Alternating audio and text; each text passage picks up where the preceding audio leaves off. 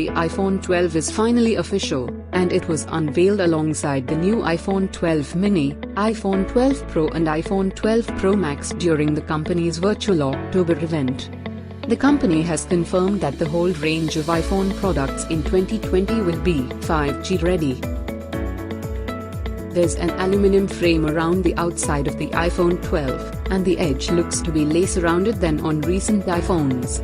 The iPhone 12 is 5G ready, which means you'll be able to connect to next-gen internet networks from your iPhone for the very first time.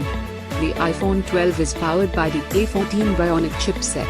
That's a chipset we've already seen confirmed for the iPad Air 4, and it's the world's first 5nm chipset. And there are a variety of changes to the camera on the rear, the power inside each phone and other features. It's more reminiscent of the iPhone 5S, rather than the iPhone 11 with its rounded corners. The rear of the phone is made of glass, including new Smart HDR3 tech to help you capture photos with improved colors and contrast, as well as night mode improvements. The iPhone 12 comes with a dual rear camera.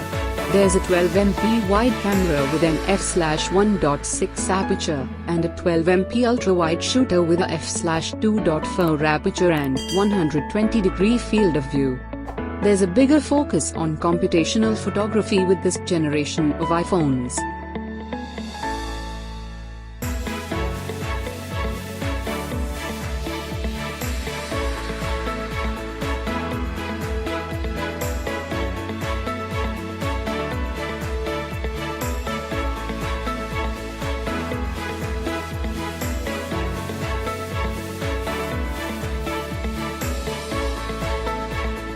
MagSafe charging seems to be faster than Qi wireless charging too. According to Apple's website, MagSafe will use 15 watts charging, which Qi wireless charging on the iPhone 12 is limited to 7.5 watts.